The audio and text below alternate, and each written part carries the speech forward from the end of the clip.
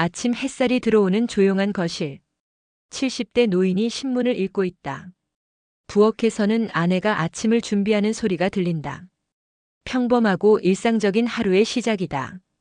우편함에서 편지를 가져오면서 이상한 표정을 짓는다. 본인 앞으로 온 편지인데 발신인이 생소하다. 봉투를 뜯어보니 손편지와 함께 몇 장의 사진이 들어있다. 편지를 펼쳐 읽기 시작한다. 첫 줄부터 충격적이다. 안녕하세요. 갑작스러운 편지로 놀라셨을 것입니다. 저는 올해 45이 된 여자입니다. 이 편지를 쓰기까지 정말 오랜 고민을 했습니다. 손이 떨린다. 계속해서 읽어내려간다. 어머니가 돌아가시기 전에 말씀해 주셨습니다. 당신이 나의 아버지라고. 저는 평생 아버지 없이 자랐습니다. 어머니는 당신의 이름만 알려주시고 더 이상은 말씀해 주지 않으셨어요.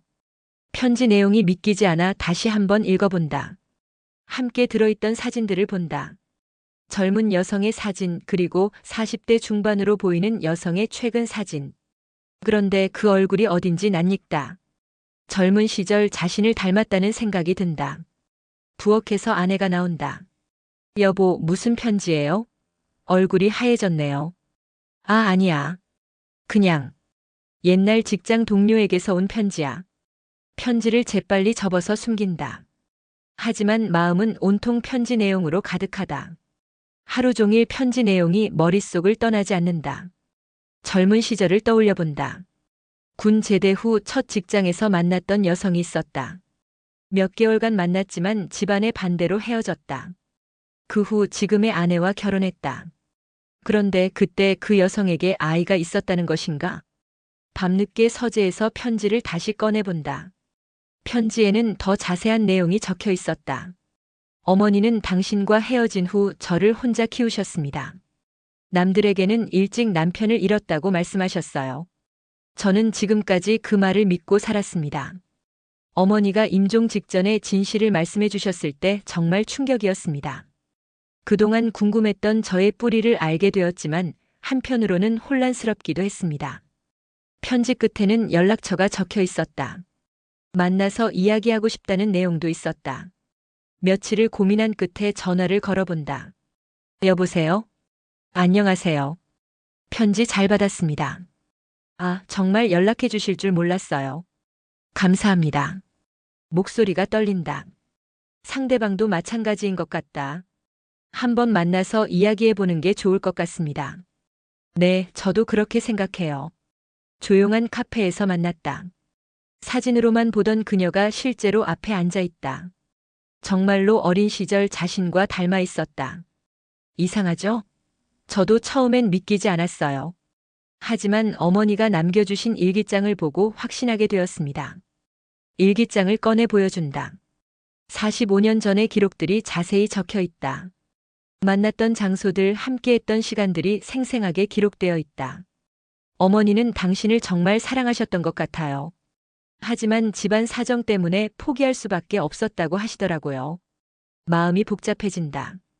젊은 시절 자신도 그 여성을 사랑했었다.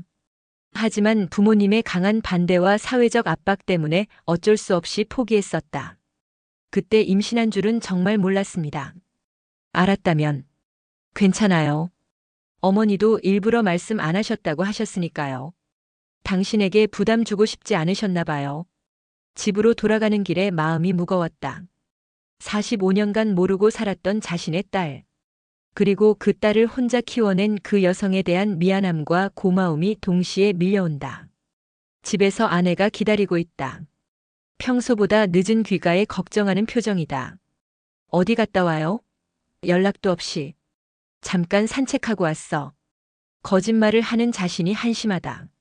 하지만 아직은 말할 때가 아닌 것 같다. 며칠 후 그녀에게서 다시 연락이 온다. 자신의 가족들을 소개하고 싶다는 것이다. 결혼해서 두 아이를 키우고 있다고 한다. 갑자기 손자, 손녀까지 생긴 기분이다. 기쁘면서도 당황스럽다. 그녀의 집을 방문한다. 단란한 가정의 모습이다. 남편도 상황을 알고 있는 듯 따뜻하게 맞아준다. 두 아이는 갑자기 나타난 할아버지를 신기해한다. 할아버지 안녕하세요. 아이들의 인사에 가슴이 뭉클해진다. 피가 섞인 진짜 손자, 손녀들이다. 집으로 돌아와서도 계속 생각에 잠긴다. 숨겨진 가족이 생긴 기쁨과 지금까지의 가족에 대한 죄책감 사이에서 고민한다. 아내와 아들에게 언제 어떻게 말해야 할지 모르겠다. 이 사실을 알면 가족들은 어떤 반응을 보일까? 결국 아내에게 모든 것을 털어놓기로 결심한다. 당신, 나한테 할 말 있어요? 아내가 먼저 말을 꺼낸다. 뭔가 눈치를 챈 것 같다. 사실은 말할 게 있어. 모든 이야기를 들은 아내는 한동안 말이 없다. 충격적이지만 이미 45년 전의 일이고 지금 와서 화를 낼 일도 아니라는 듯 의외로 차분하다. 그 여자분도 그 아이도 많이 힘들었겠네요. 이제라도 알게 되어 다행이에요. 아내의 너그러운 반응에 감사하면서도 한편으로는 미안하다. 아들에게도 이야기한다. 처음에는 놀라지만 곧 이해한다는 표정이다. 아버지, 그분들과 잘 지내세요. 저도 언젠가 만나 뵙고 싶어요. 가족들의 이해 덕분에 마음이 한결 가벼워진다. 그 후로 새로 알게 된 딸과 자주 만난다. 45년간 못다 한 아버지 역할을 조금이나마 해보려고 노력한다. 늦었지만 이제라도 진짜 가족이 될 수 있어서 감사하다. 젊은 시절의 실수가 이렇게 뒤늦은 선물이 되어 돌아올 줄은 몰랐다. 숨겨져 있던 진실이 밝혀지면서 삶이 더욱 풍성해졌다. 이제는 더 큰 가족 안에서 남은 인생을 살아갈 수 있게 되었다.